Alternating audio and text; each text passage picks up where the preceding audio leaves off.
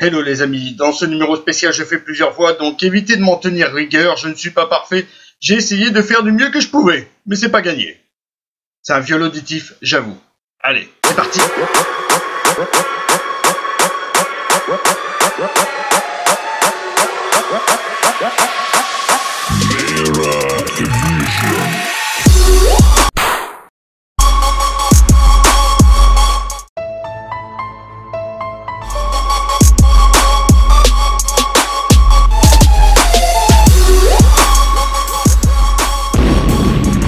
Bonjour et bienvenue dans le monde des super vilains. Même si j'ai fait il y a quelques temps l'épisode sur les Gotham City Sirens, il me restait encore plein de choses à dire sur ma préférée des trois, Arlene Frances Quinzel, plus connue sous le nom d'Harley Quinn.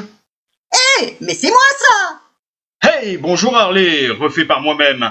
Je ne vais pas vous reparler de sa création via l'animé, mais surtout de ses incarnations en chair et en os à la télévision ou au cinéma. Et non, je ne vais pas vous parler de Margot Robbie. Et de mon biquet, tu vas en parler de mon biquet? Monsieur G, Shodan, il veut pas parler de toi. Je peux lui péter la tête à coups de maillet. Vous allez me demander, qui d'autre a bien pu l'incarner? Très bonne question, merci mon moi qui je donne une voix différente de me l'avoir posée. Il veut pas. Il est fâché. Je vais lui faire des crêpes. C'est bon les crêpes? Oui, c'est très bon les crêpes.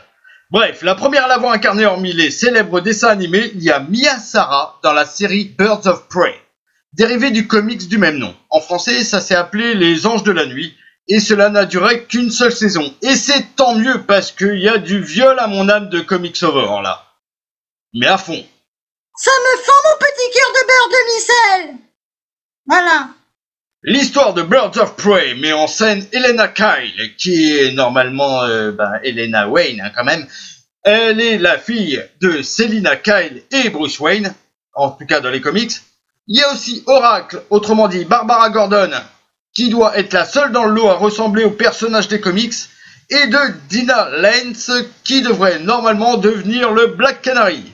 Cependant, dans la série, c'est fait à telle sauce que c'est la merde. Il y a des failles temporelles par rapport aux comics qui sont totalement abusées. C'est remanié à la sauce méta-humain et les histoires n'ont foutre couille de rien à voir.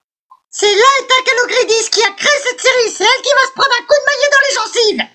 Bref, passons à sa deuxième et dernière incarnation avant que Margot Robbie ne reprenne le rôle. Il s'agit plus d'un caméo que d'une véritable incarnation. Il s'agit en effet de sa brève apparition de dos dans l'épisode 16 de la saison 2 d'Arrow. Créditée au générique de fin en tant que Deranged Squad femelle, elle est interprétée par Cassidy Alexa, qui pour le fun aime bien se cosplayer en Harley Quinn. La scène entière n'apparaîtra que dans le DVD. Pour la version anglaise, elle a été redoublée par Tara Strong, la doubleuse officielle dans les dessins animés en Angleterre. En tout cas d'Harley Quinn. La doubleuse américaine de référence est bien sûr Arlene Sorkin, qui a largement inspiré le personnage de base. En effet, lors de la création du personnage, Arlene était en Harlequin, pour une pièce de théâtre. Ah, elle, je l'aime bien. Monsieur G, je peux la garder. Je vais l'empailler. Elle va être chouette sur la cheminée.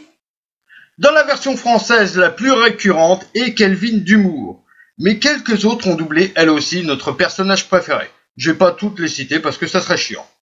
Voilà, j'espère que cela vous plaira. Si c'est le cas, vous savez quoi faire. Et moi, je vous dis à bientôt dans le monde des super vilains. Et n'oublie pas de mettre un pouce bleu, ou toi aussi tu vas manger mon maillet.